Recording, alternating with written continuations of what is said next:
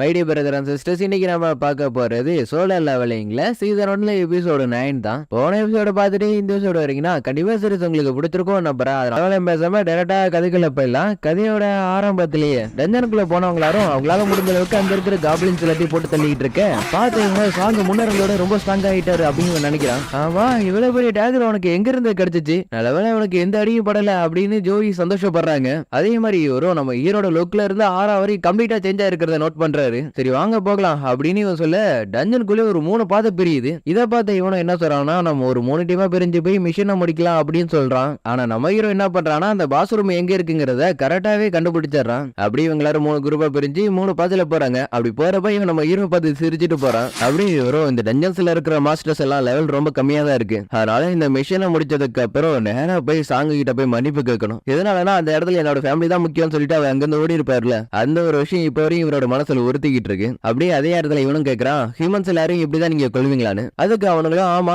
எங்களுக்கு எந்த டிஃபரன்ஸும் கிடையாதுன்னு சொல்றானுங்க. அப்படியே அடுத்த சீனே இவனுங்க 3 பேரை கொல்றதுக்காக ஒருத்தர் பணம் கொடுக்குறாரு. இதனால இவரோட பொண்ணு அந்த 3 பேரை டார்ச்சர் பண்ணதுல அந்த பொண்ணு சூசைடே பண்ணிருக்கா. இதனால இவரோட ஒய்ஃப் மென்டலி டிஸ்டர்ப் ஆகி இப்ப மென்டல் ஹாஸ்பிட்டல்ல இருக்காங்க. ஆனா அவனுங்க 3 பேரும் எதுவுமே தெரியாத மாதிரி இன்னும் கொஞ்சம் விஷயத்துல ரிலீஸ் ஆயிடுவானுங்க. அவனுங்கள்ட்ட இன்னும் 100 லைசன்ஸ் இருக்கு. இதுல வேற அவனுங்க ரைடுக்கு போனானுங்கன்னா அவங்களோட தண்டனை குறையுமா. இதெல்லாம் பாக்குறப்ப என்னால இதை ஏத்துக்கவே முடியாது. ப்ளீஸ் அவனுங்களை கொன்னுடுங்க, இதுல ஒரு 3 மில்லியன் இருக்கு இப்படின்னு ஒரு கெஞ்சனது எல்லாத்தையும் நினைச்சு பாக்குறான். இங்க இருந்து வெளில போனதுக்கு அப்புறம் சர்வீஸ் டிபார்ட்மெண்ட் கிட்ட ரிப்போர்ட் பண்ணணும். நீங்க 3 பேரும் 100 காப்ளின்ஸ் ஃபேஸ் பண்ணீங்கன்னு. இங்க இவங்க 2 பேரும் ஏதோ சத்தம் கேக்குதுன்னு சொல்லிட்டு அந்த பாதை வழியா நடந்து வந்து பாக்குறாங்க. இங்க இவனும் ப்ளீஸ் என்ன யாராச்சும் வந்து காப்பாத்துங்கன்னு சொல்றான். அதுக்கு இவனும் உன அவ்வளவு சீக்கிரத்துல நான் கொல்ல மாட்டேன், உன டார்ச்சர் பண்ணி தான் கொள்வேன் அப்படின்னு சொல்றான். அவன் இங்க என்ன பண்ணிட்டு இருக்கீங்க அப்படின்னு கிம்மு கேட்க, நீங்க எந்த பக்கம் தெரியுங்கன்னா கண்டிப்பா பாஸ் ரூம் அதுக்கு அந்த பக்கம் தான் இருக்குங்கிற மாதிரி இவன் சொல்றான். அப்படியே அவனோட டாகர் எடுத்து அவனோட தலையை கட் பண்ணிடுறான். அப்படி கட் பண்ணது மட்டும் இல்லாம நம்ம கிம்ம பார்த்து என்னோட பிளான்ல லைட்டா ஒரு விஷயம் சேஞ்ச் ஆகுதுன்னு சொல்றான். இங்க நம்ம ஹீரோ காங் என்ன பாக்குறதுக்கு ஹாஸ்பிட்டல் வந்திருந்தான். கண்டிப்பா நான் யாருங்கிறது அவனுக்கு நான் இருக்காதுன்னு நினைக்கிறேன். அப்படி யாரோ கதற சத்தம் கேக்குது. அதனால இவங்களும் வந்து பாக்குறாங்க.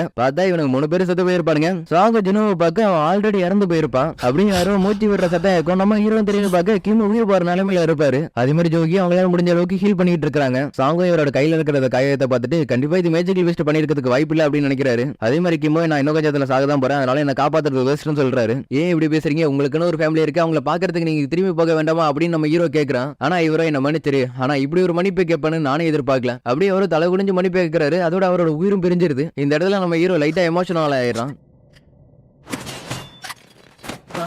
நான் எதிர்பார்க்கல, நான் ஹீலர் தான் கொள்ளலான்னு வந்தேன், ஆனா என்னோட மூவியை நீ அசால்ட்டா பிளாக் பண்ணு நான் எதிர்பார்க்கல. சாங்கும் கேட்கிறாரு, நீங்க கண்ட்ர அசோசியேஷன் சேர்ந்தவர் தானே, ஏன் இப்படி பண்றீங்கன்னு.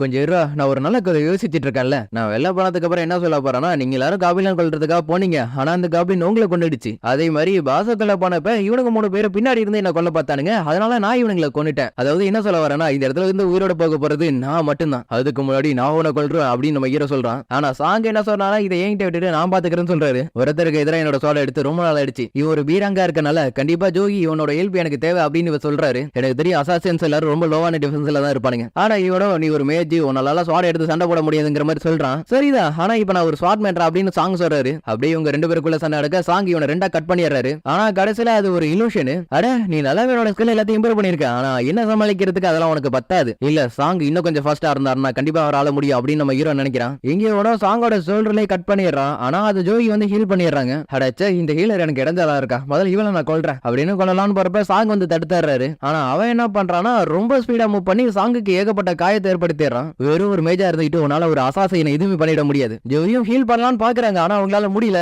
ஏன்னா அவங்க ரொம்ப பயந்துட்டாங்க. அவ்வளவுதான் எல்லாம் முடிஞ்சு அப்படின்னு சாங்க கொல்லலான்னு போறப்ப சாங் அவரோட மேஜிக் பவர் யூஸ் பண்றாரு. ஆனா அவ அதுல இருந்து தப்பிச்சுட்டு நீ இந்த மாதிரி மேஜிக் அட்டாக் பண்ணுவேன்னு எனக்கு தெரியும் சொல்றான். அவ்வளவுதான் எல்லாம் முடிஞ்சுன்னு பாக்குறப்ப நம்ம ஹீரோ நடுவுல இருந்து தடுக்கிறான். மறுபடியுமா யாரா நீ, நான் சஞ்சின்வோ ஒரு ஹீராங் ஹண்டர், எது ஒரு ஹீராங் ஹண்டரா இருந்துகிட்டு என்னோட அட்டாக் நீ 2 வாட்டி பிளாக் பண்ணிருக்க அப்படின்னா நீ ஒரு அசாசினா இல்ல, அதுக்கு வாய்ப்பு இல்ல. நீ உன்னோட உண்மையான பவரை மறைச்சிருக்க இல்லையா, இவங்க எல்லாருக்கும் உன்னை பத்தி தெரிஞ்சிருக்குன்னா கண்டிப்பா நீ ஒரு ஃபால்ஸ் ரேங்கரா இருக்கிறதுக்கு வாய்ப்பு இல்ல. அப்படி நான் கடைசியா இருக்கிற ஒரே பதில் நீ ஒரு டபுள் அவேக்கனரா தான் இருக்கணும். இதுக்கிட்ட இவங்க 2 பேரும் ஷாக் ஆயிடுறாங்க. அப்பனா அந்த டபுள் டென்ஷன்ல தான் சம்ம நடந்துச்சானு. டபுள் டென்ஷனா, அப்பனா அது நீதானா அது, ஆனா அப்ப பார்த்ததை விட இப்ப ரொம்பவே மாறிட்டான். அண்ட் இவனோட வேல்யூ வேற வெறும் 10 தான். அப்படி இருக்கிறப்ப எப்படி அவன் டபுள் அவேக்கனா இருக்க முடியும், டபுள் டென்ஷன்ல இருந்து ஊர் படுத்திருக்க முடியும். ஒரு 100 உனக்கு நிறைய விஷயம் தெரிஞ்சிருக்காதுன்னு நினைக்கிறேன், அதனால உனக்கு ஒண்ணு இல்ல 2 விஷயம் சொல்லி தரேன். ஆனா நம்ம ஹீரோ ஏன் இப்படி பண்ணுங்கிற மாதிரி தான் கேக்குறான். இந்த 3 பிரசவத்தை சொல்லி பாதிக்கப்பட்ட ஃபேமிலியில ஒருத்தர் என்கிட்ட கேட்டிருந்தாரு. அதனாலதான் இவனுங்களை நான் கொன்னேன். நான் அதை கேட்கல, எதுக்கா இவங்க 2 பேரும் கொன்னேன். நீ நினைச்சிருந்தா அவங்க 2 பேரும் ஈஸியாவே கொண்டு இருக்கலாம். ஆனா அவங்க 2 பேரும் நீ டார்ச்சர் பண்ணி கொண்டு இருக்க. நீ கண்டிப்பா பாதிக்கப்பட்டவருக்காக இதெல்லாம் நீ பண்ணிருக்க மாட்டேன். அப்படின்னா நீ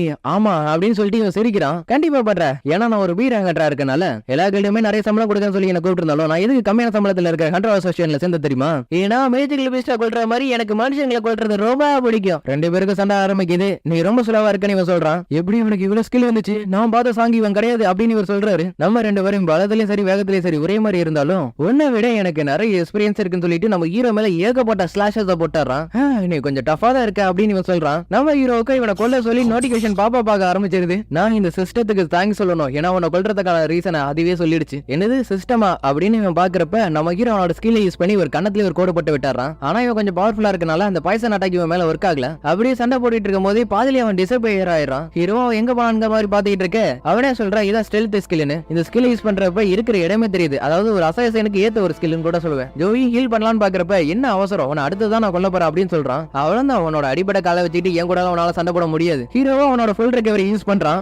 எப்படி இன்ஸ்டன்ட் ரெக்கவரி ஆனோ ஹீலிங் மேஜிக் தெரிஞ்ச ஃபைட்டர் நான் இப்பதான் பாக்குறேன். ஹீரோவனோட எமோஷன்ஸ் எல்லாத்தையும் நான் இழந்ததுனால கண்டிப்பா நான் அவனை கொல்ல தான் பாருங்கிற மாதிரி சொல்றான். இதை கேட்டக்காங்க அப்பனா நீயும் மனுஷங்களை கொண்டிருக்கியா அப்படின்னா நீயும் என்ன மாதிரி தான் அப்படின்னு சொல்றான். சாங்கோங் இருந்த கொஞ்ச இடத்துல இவன் நிறையவே பார்த்திருக்கான். அதனால இவன் ரொம்பவே மாறிட்டான் அப்படின்னு நினைக்கிறாரு. அவேக்கன் ஆனதுக்கு அப்புறம் இந்த உலகத்தோட ரூல்ஸ் அப்படியே மாறிடுச்சு. இந்த இடம் ஹண்டர்ஸ்காவோட இடம். இந்த இடத்துல சட்டத்திட்டம் எதுவுமே கிடையாது. அதனால யார் இங்க ஸ்ட்ராங்கா இருக்காங்களோ அவங்க தான் வின் பண்ணுவாங்க. அப்படி சொன்னா ஸ்ட்ரெல்த் மூட்ல வந்து நம்ம ஹீரோ அட்டாக் பண்ணாலும் நம்ம ஹீரோ அந்த அட்டாக் எல்லாத்தையும் அசால்ட்டா சமாளிக்கிறான். என்னோட அட்டாக் எல்லாத்தையும் சமாளிச்சாலும் நான் எங்க இருக்குங்கிறது இவனால கண்டுபிடிக்க முடியாது அப்படின்னு இவன் நம்ம ஹீரோ கிட்ட வரப்ப ஹீரோட மர்டர் இன்ஸ்டன்ட் வந்து ஆக்டிவேட் ஆயிடுது. அப்படி ஆக்டிவேட் ஆனதால ஒரு இடத்துக்குள்ள போய் மாட்டிக்கிட்ட மாதிரி நம்ம ஹீரோ பார்த்து பயப்பட ஆரம்பிச்சிடறான். ஹீரோனோட நெஞ்சிலேயே டாகர் சொருவிடுறான். காங்கோ என்கிட்ட கேட்டில எதுக்காக மக்களை கொல்றேன்னு. சாதாரண மக்களை விட ஹண்டர்ஸ் எல்லாரும் ரொம்ப டிஃபரெண்டானவங்க. ஏன்னா அவங்களோட பார்வையில ஹண்டர்ஸ் எல்லாரும் ஒரு கொலகாரங்க தான். நான் தோத்ததுனால இப்ப நான் சாக போறேன். ஆனா அதுக்கு முன்னாடி நீ யாருங்கிறத சொல்லிடு. ஏன்னா நீ ஒரு அசாசின் மாதிரி சண்டை போடுற, ஹீலிங் மேஜிக் யூஸ் பண்ற, பஃப் மேஜிக் யூஸ் பண்ற. ஏன்னா இந்த மாதிரி இதுக்கு முன்னாடி நான் கேள்விப்பட்டதே கிடையாது. ஆக்சுவலி நானும் தான் தெரிஞ்சுக்கணும்னு ஆசைப்படுறேன் அப்படின்னு நம்ம ஹீரோ சொல்றான். நீ என்ன கொன்னதுக்கு அப்புறம் இதுக்கப்புறம் உன்னோட அடையாளத்தை வெளில மறைக்கவே முடியாது. அப்படின்னா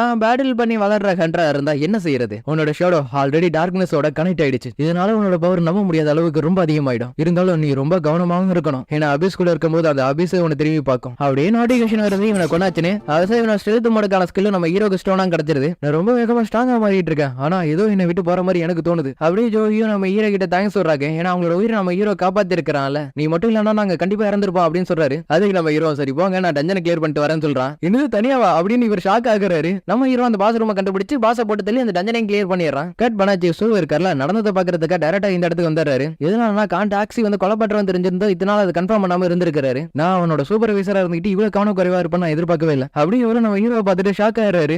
இவன் அந்த ஹீரோன்றதானே என்ன இவன் பாக்குறது ரொம்ப டிஃபரெண்டா இருக்கான். அப்படியே இவரும் நடந்ததுக்கு எல்லாத்துக்கும் சேர்த்து மன்னிப்பு கேட்டுட்டு யாரு அவனை கொண்டீங்க அதை மட்டும் கொஞ்சம் சொல்ல முடியுமாங்கிற மாதிரி கேட்கிறாரு. அவ்வளவுதான், இதுக்கப்புறம் எதையும் மறைக்க முடியாது. ஜின்னு கூட இருந்தது எல்லாமே முடிய போகுதுங்கிற மாதிரி நம்ம ஹீரோ நினைக்கிறான். பட் சாங் நான் தான் கொண்டங்கிற மாதிரி சொல்றாரு. அவங்களோட ரேங்க் என்ன? C rank. சி ரேங்க்ல இருந்துகிட்டு எப்படிங்க பி ரேங்க்ல இருக்கிற ஒரு ஆளை கொண்டீங்க? இவரும் எனக்கு இவதான் ஹெல்ப் பண்ணாங்கிற மாதிரி சொல்றாரு. காண்டாக்ஸி வந்து பி ரேங்க்லயே ரொம்ப டாப்பர் ஆனவன். அப்படிப்பட்டவன சி ரேங்க்ல இருக்கிற ஒரு மேட்ச் கொல்றதுக்கு வாய்ப்பே இல்ல அப்படின்னு அவர் என்ன யோசிச்சா தெரியல. டக்குன்னு எனக்கு இந்த ரிப்போர்ட் போதுங்கிற மாதிரி சொல்லிட்டு போயிடுறாரு. ஹீரோவா இவரை பார்த்தாலே தெரியுது இவர் ஒரு ஏ ரேங்க் இருக்கனால இவரை சமாளிக்கிறது ரொம்ப கஷ்டம்னு நினைக்கிறான். அதே மாதிரி சாங்கோ அவனோட பலத்தை ஏதோ ஒரு காரணத்துக்காக தான் மறைச்சிட்டு இருக்கேன்னு எனக்கு தெரியுது. அது நீ என்னோட உயிரை காப்பாத்திருக்க, அதுக்காக நீ என்னோட நன்றி கடனா இதை வச்சுக்க அப்படின்னு சொல்றாரு. அப்படியே 3 மணி நேரத்துக்கு அப்புறம் கான்டாஸ்கி வச்சு பிரசனஸை கொல்ல சொன்னவரை எல்லாத்தையும் ஒத்துக்கிட்டதுனால ஃபுல் கேஸும் ஒரு வழியா ஒரு முடிவுக்கு வந்தது. செல்ஃப் டிஃபென்ஸ்க்காக தான் கொண்டு இருக்காங்கன்னு ஜோவி இந்த கெஸ்ட்ல காமிச்சு உனக்கு இது நான் இருக்காங்கிற மாதிரி கேக்குறாங்க. அப்படி கேட்கறதோட இந்த இடத்துல இந்த எபிசோடு முடியுது. சோ கைஸ் இந்த எபிசோடு பிடிச்சிருந்தா மறக்காம கீழ கமெண்ட் பண்ணுங்க. ஏன்னா இதுக்கப்புறம் தான் கதை நினைச்சு கூட பார்க்க முடியாத அளவுக்கு வேற லெவல்ல போக ஆரம்பிக்க போகுது. ஏன்னா இப்ப நம்ம ஹீரோ பி ரேங்க் டாப்பருக்கு ஈக்குவலா இருக்கா. இதுக்கப்புறமா பவர்ஃபுல்லாவா அது எந்த அளவுக்குங்கிறத நீங்க போக பாப்பீங்க. சரி ரொம்ப பேசாம